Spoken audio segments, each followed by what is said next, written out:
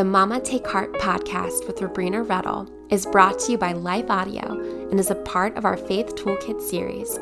For more inspirational, faith-affirming podcasts, visit lifeaudio.com. Welcome to Mama Take Heart, Understanding Your Gen Z Girl. I'm your host, Robrenna, here to help you be the compassionate, gospel-centered, and influential voice in your girl's life.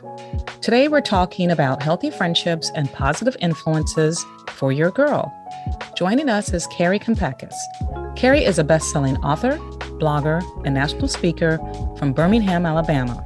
She's the author of several books for teens and moms of teens, including 10 Ultimate Truths Girls Should Know and Light.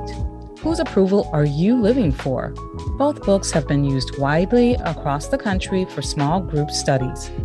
Kari is also the author of Love Her Well, 10 Ways to Find Joy and Connection with Your Teenage Daughter. And that's the book we'll be talking about today. Kari's newest book, which is available now for pre-order, is More Than a Mom: How Prioritizing Your Wellness Helps You and Your Family Thrive. That book will release April 2022. Kari's work has been featured on The Today Show, Today Parents, Yahoo News, Grown and Flown, Thrive Global, Your Teen, For Every Mom, The Huffington Post, and other national outlets. She also hosts the Girl Mom podcast.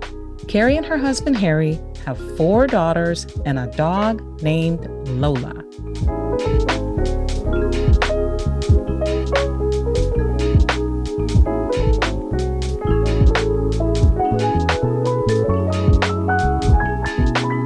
Welcome, Kari, and thanks for joining us today.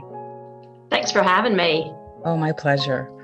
Well, your book, Love Her Well, 10 Ways to Find Joy and Connection with Your Teenage Daughter, is chock full of wisdom and insight on how to connect with our girls.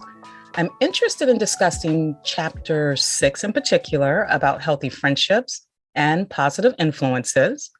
But first, can you tell me what inspired you to write this book? To be honest, it's probably my mistakes and all the things that I did wrong that really inspired me to write this. As you know, the opening story, I am on my closet floor, just having a breakdown, one of those rock bottom mama moments. I was going through a season of fighting with my daughter, who was 13 at the time. I have 4 girls, and this was my oldest. And we'd always gotten along great. But our story, I now realize she's 19 now, but I realize now this is pretty typical of the mother-daughter relationship. But we just started having some of that division that yes, kids become teenagers and they're pulling away. And I was trying to parent her the way I always had when she was younger, and it wasn't working. And so instead of thinking, well, maybe I need a new approach, I was just digging in my heels, thinking, okay, I've got to lay down the law with her and her sisters or they'll walk all over me. But what happened was it just created this big gulf between us that kept getting worse. And she went to school one day and we'd fought over something stupid that morning. And I just broke down when she left. I was like, finally the peace of my quiet home, I was like, I don't want this. And it just hit me that it was my pride that was getting in my way. And I had to ask myself, do I really want to spend the next 5 years of my daughter's life fighting with her and staying on this road? So I knew something had to change. I knew that they had to begin with me. The irony, at the time I was writing books for teenage girls. I just released 2 books for teenage girls. And so the funny part of that story, I remember thinking, I don't want anybody to ever know about this moment, what's actually happening in my house, because I thought I was a so-called expert on raising teenage girls. And here I was, I couldn't even get a handle with my own children. But the fact that that story that I didn't want anybody to know 5 years ago ended up being the opening chapter of a book, I think is just such a beautiful testament of God's mercy and his grace and the way he can transform us and transform our families, because that's the number one thing that moms relate to now when they read the book. I mean, they'll email me, I'm crying on page 1 because this is where we are right now. And so it was, I feel like I'm not an expert by any means. I make all the same mistakes every mom makes, but I have 4 daughters. So that gives me a lot of personal experiences. And then having written those books for teenage girls, I had the honor of traveling around to a lot of different cities and meeting a lot of different moms, in addition to the moms that I know through my children. And they just share these stories and open up. And a lot of times they're sharing wisdom that's really helped me in my parenting, or sharing stories that I know other people might be going through. So I really see myself as more of a resource for moms of teenage girls. I collected I talked to teachers and counselors and therapists and other mothers and fathers. And you just try to kind of take it all in. And none of us know everything, but I think the book was my attempt to just create a resource that I wish I'd had when I was entering the teenage years. Now I've got 3 daughters who are teenagers and a 4th one who's about to become a teenager. And I wish that I'd known this 5 or 6 years ago. Mm-hmm. Yeah, that's very true. For me, it was similar with something about when they start hitting puberty, the hormonal cocktails kick in. Yes. Good way to put it. Yes. And you don't Yes. even recognize that person. You're like, wait, what happened to my sweet, compliant child? Right. Yes. I did do an episode on autonomy and agency and basically why it's important. And even though that is a difficult time, it is important because it kind of helps them establish themselves apart from us. Right. And then in their agency, it establishes the fact that they will be able to advocate for themselves when we're not there. Right. We're not there to protect them. So even though it's hard on us, it's actually healthy for them to go there, but just that they have to keep respect still has to be part of the process. So right. You still have to teach them, okay, you can say what you need to say, but in a respectful manner. And exactly. So, yeah. Yeah. And it's true. And I think that also when we enter the teenage years, we're coming out of that sweet spot of parenting where it's just been like, it's easy. Everybody's sleeping through the night. Nobody's in diapers. It's really, I feel like it's kind of the calm before the storm. And you're coming out of that and you're thinking all those stereotypes of teenagers are not going to apply to my family because I've got this sweet little girl who hugs me in public and, never gets embarrassed by me, blah, blah, blah. And then when things start to change, like you said, in that natural shift, I realize that now that that's a good thing that they're establishing their identity apart from their family and just on their own. And that's how they're going to become independent adults is starting down that road. But as moms, we can freak out and think we're doing something wrong or I want that connection back. And you can still have a connection, as you know, but it's just going to look different. And I think it's even better. But it is a journey trying to figure out how to parent your daughter, but also build that relationship with her so you can have that friendship that you want long term. I agree that it is the bridge to the friendship. So it's the bridge from becoming the parent. I look at it as you're a parent, but then you move into coach and then you move into friend. That's when you get to the adult friendship. Yes. Yeah, that's really good. I appreciate that. I appreciate you being able to use your hard stuff to help other moms move through, and then also to help moms understand and know they're not alone, and that this happens pretty much to all of us, or at least the majority of us are kind of going through something like this. Yeah. Yes. Well, I wanted to talk about on the friendship part. In your book, you give a list of different types of truths of friendship. And one of them is the perfect friend doesn't exist. And so, as humans, we are flawed. Right. And so our girls will have to understand that their friend's going to be flawed too. And that comes from personal experience. I'm a perfectionist. I'm a number 1 on the Enneagram. I know this about myself now. So I have to watch out for those perfectionist tendencies, not only myself, but also expecting a lot and sometimes too much of others and not allowing them room to be human, not giving them the grace to have a bad day or just, have different strengths and weaknesses. So, but what I tell my girls when I was younger, that was one of the biggest mistakes I made with my teenagers, my friends in the teenage years, was that I expected to find the perfect friend. And I think I kind of see that again these days because, I call them disposable relationships that, these girls will just drop a friend over one mistake or one mishap. And I think that's why they're also insecure, because when you don't have any security or loyalty in your friendships, then you're going to go in self-preservation mode and you're not going to have those deep connections that you want. But for myself, I would expect to find the perfect friend. And then when somebody was flawed or didn't do something that I liked, then I would just go look for another friend, thinking I'd find that perfect friend there. So you can definitely friend hop with that type of mindset. Never have those long-term friendships that last 20, 30, or even 50 years if you do that. And I think that's what we all want. We all want friendships that are going to last, go the distance rather than just be a temporary thing in high school. So I tell my girls, just know no friend is perfect, obviously your friends need to be kind and respectful. You've got to have certain shared values if you want to have a good, healthy friendship. But you also got to know that a girl who's an introvert who hates social media, she might not be the one posting a social media post on your birthday. Just that's not her. And a girl who's really spontaneous and last moment, she might not be the one planning your birthday party. So I think that's why I think it's so important and really neat to have different friends who fill in those gaps. Yes. And, I have a friend that I love her to death. If I want to go to dinner, kind of last moment, she's always game for it. She hates to miss out, but the girl cannot keep a secret, So I'm like, if I have a secret to tell that I really don't want anybody to know, I go to a different friend than her because I know that's not her strength. I love her for other things. And I think that that's really when you start maturing in your relationships, is when you can see your friends for their strengths and their weaknesses and just accept them as they are and kind of work around that and just say, if I need a deep conversation, this is my girl. If I need just, a night just to go out and have fun and just, forget about what I'm sad about, this is my girl. You just have different friendships that serve different needs in your life. And that way you're not relying on one person to be your end all, be all, everything.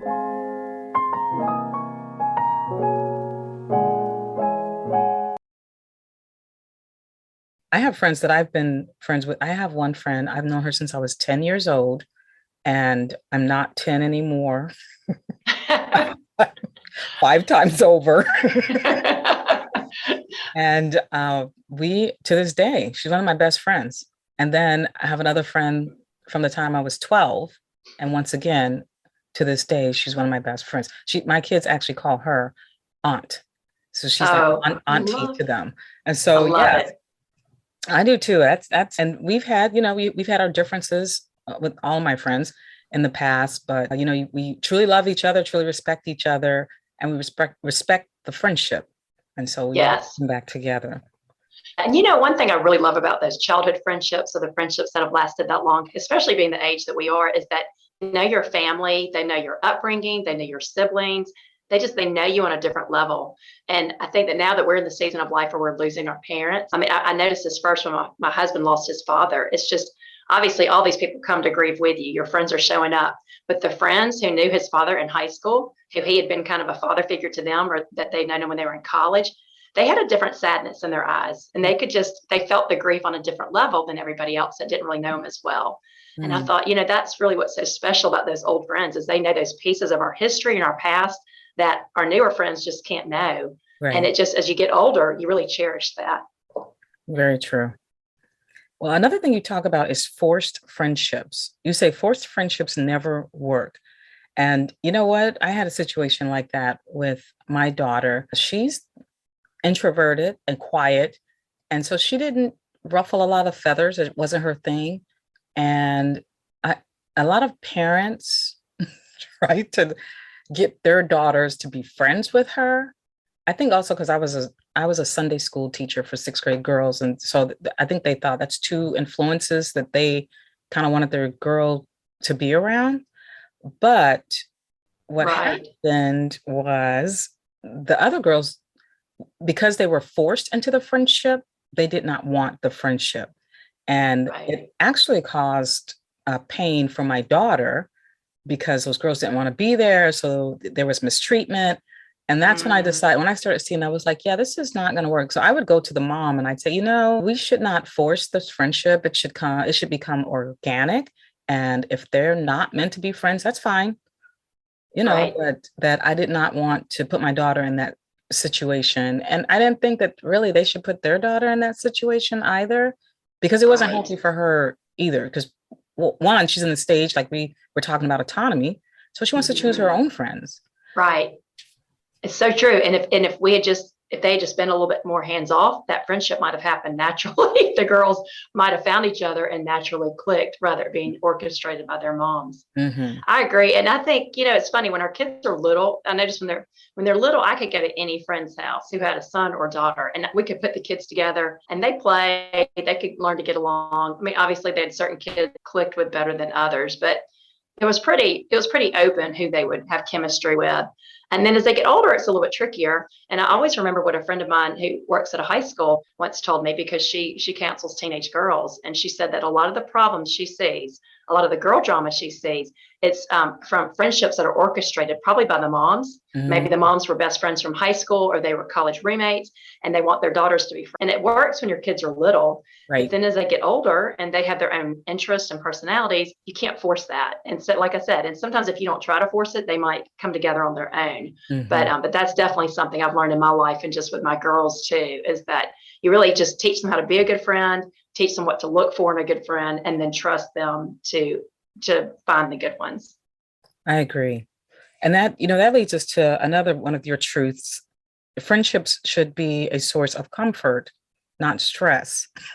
Yes. So, talk to us about when you said for her to be a good friend and find a good friend.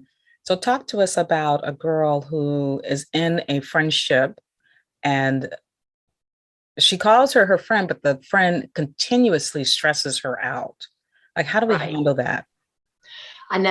I mean, to me, I just feel like when we were growing up, my friend from 8th grade, we talk about this all the time. We're like, we just had fun together.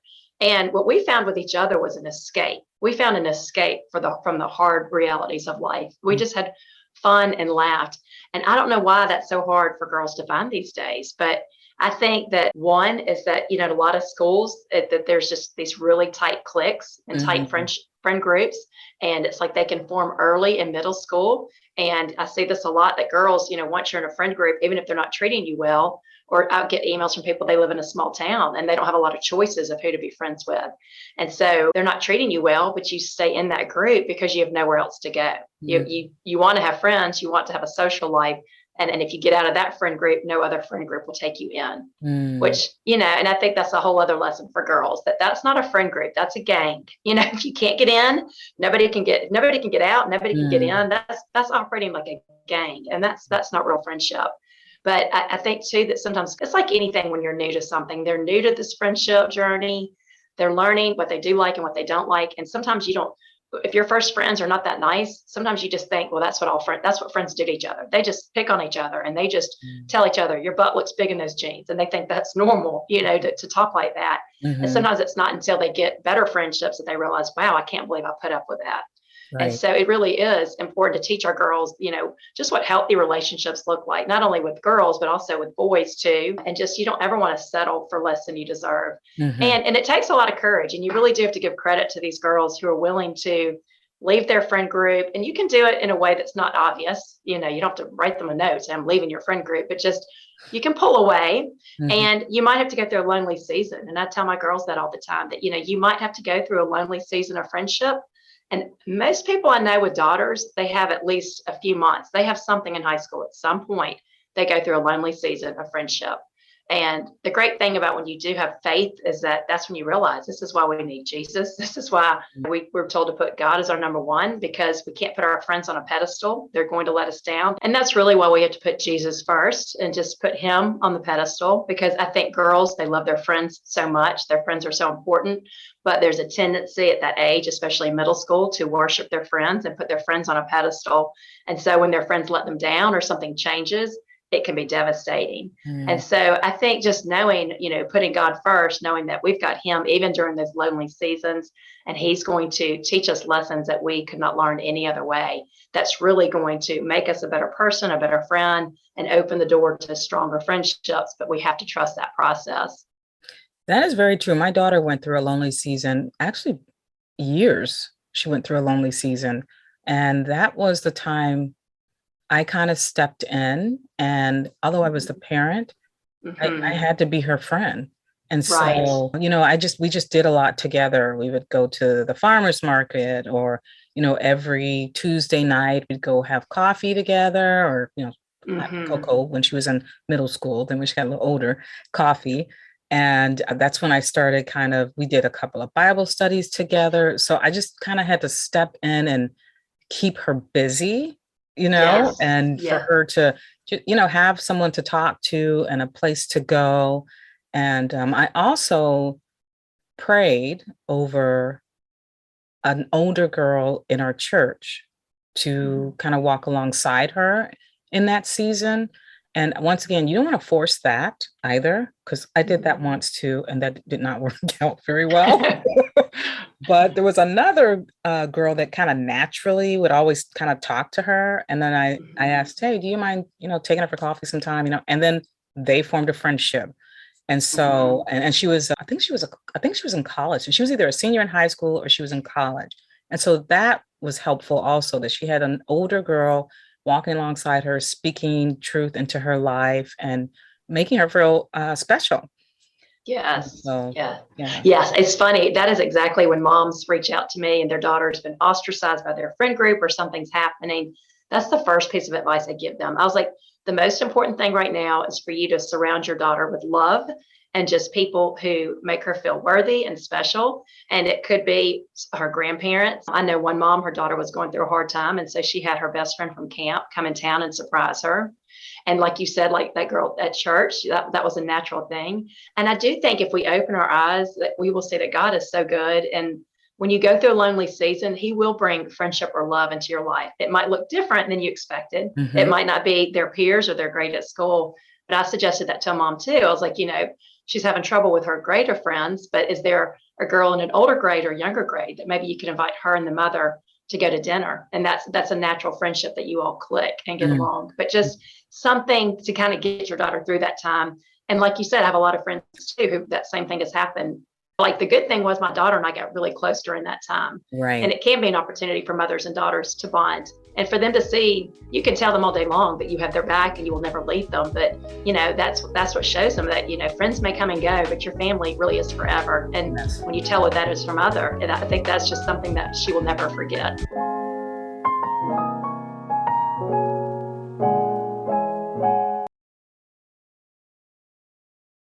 There was something else that you touched on when you said to teach your girl about healthy relationships in friendships, but not only in friendships, but with a boy also.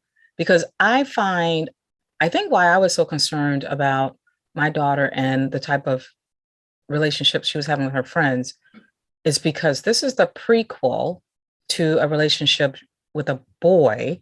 And so if she would accept bad behavior in her friendships with a girl, she might think that's the norm for a friendship with a boy. And so, that's why I was kind of like, in general, I would make it in general. This is not how people treat each other. This is not how a girl treats you, or this isn't how a boy treats you. This is how people don't treat each other. So she would understand in this friendship, it's a no-go. And if you have a boyfriend and they're treating you this way, it's a no-go. Right. Yeah. And what too, as you get after parenting for so many years, is if they are in that unhealthy group of friends, then that group of girls is probably going to attract guy friends who are pretty unhealthy too. They're probably going to be dating guys. So it's going to it's not only going to affect her friendships, it is going to affect who she's hanging around, who she's probably dating or going to homecoming with, because if she's in a mean group, then they're probably going to be hanging out with some mean guys. And it just puts her on that path of like, she might not meet the people that you really want her to be meeting. Mm-hmm. Mm-hmm. Yes. Well said. Well, the last thing I kind of wanted to talk about is on Truth 10, you say nothing kills friendships quicker than jealousy and comparison. That is really big now because of social media. And, this, what do they call it? FOMO, fear of missing out. That's supposed to be big with Gen Z. Yes. And, somebody once told me that one thing that the saints would do when they felt jealous of someone is they would say the opposite of what they felt. So in other words, compliment the person. And so, here's an example as a mom. I'm like, I tell my girls all the time, like, I still can feel jealous of my friends as a mom. And it might look like, I'm pulling into my driveway and my youngest has been begging me to pull out the Halloween decorations and I keep forgetting. And then I look at my neighbor's house, who's always on the ball, and she's got hers up and they're big and bold and beautiful. And I'm kind of like feeling jealous of her and kind of getting, little, catty toward her. Like, of course she's got hers up. And so, that's really, you really have to just catch yourself and just be like, no, that's my friend. And she's got her strengths. I've got my strengths. And just instead of feeling like that, maybe text her, say, hey, I love your Halloween decorations. Mm-hmm. And they do say that, emotion follows motion. So when we act loving toward a person, then that love, even if we don't feel it at the time, it will follow. And so I think it's the same thing when we're feeling jealous of someone, to compliment them on that thing that we're feeling jealous of, and just get in that habit of celebrating people. And, like, wow, this is my best friend that just accomplished this. So instead of feeling jealous, to compliment that friend instead, and just feel so grateful that that's your friend, instead of thinking that I look bad in comparison, thinking, wow, this is such an honor that she's my friend, that this is even better. I'm happier for her than I would be if it happened to me. Mm-hmm.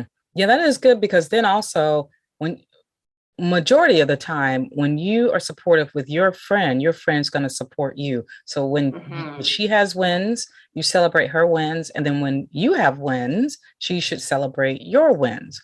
And then that kind of helps you determine whether or not she's a supportive friend anyway. Because if she doesn't support your wins and you're supporting her wins, then it's a one-sided thing and it's not being reciprocated. And so that's something to keep in mind too.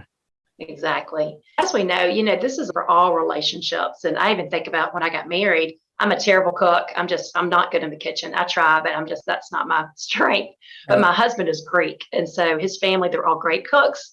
His sisters are great cooks. His mom's a great cook. And when I got married, I felt like I had to be a great cook. And I was very insecure about it because I wasn't. And, kind of jealous of all of his family. And then when I finally accepted, I'm like, this is not my lane. I can try this and do this. But if I need a recipe, I can, I've got these awesome resources. How lucky am I that I've got these people in my family that can help me and guide me here when I do need help. And so really, when I shifted and started thinking, gosh, I'm so lucky that I've got these great cooks in the family, even though I'm not a great cook, it helped me be less insecure about my weaknesses. Wow, this was a great conversation. Thank you so much, Kari. I appreciate your authenticity and your vulnerability and your books, and just guiding us in how to love our girls well. Well, thank you. I love this. You're a great conversationalist, and you made it easy. Thank you. Well, I have your media links, but tell us how our mamas can reach out to you. Okay. I'm probably most active on Instagram. It's just my name, Kari Kampakis. And then also on Facebook under Kari Kampakis Writer. And then I also have the Girl Mom podcast, which I'm hit or miss as far as keeping that updated. And then my books. I've written 3 books, and I have a 4th book for moms coming out in April. And those are all on Amazon and everywhere books are sold. Yes. And I think we might have Kari back to talk about her newest book. And that one's More Than a Mom, How Prioritizing Your Wellness Helps You and Your Family Thrive. That's the one that's coming out in April. And we just might have you back so we can talk about that. A little something for mom. Yes, I would love it. Remember, God is for you, and you are not alone. With His Spirit, you are filled with courage and strength of purpose. So don't worry, Mama. Instead, take heart. Mama Take Heart is a production of Life Audio and the Salem Web Network. If you liked what you just listened to, would you take a second and leave us a rating in your favorite podcast app? It really does help more people like you find our show. This podcast is produced by me, Kelly Givens, and Stephen Sanders, with executive oversight by Stephen McGarvey. You can find more podcasts like this over at lifeaudio.com.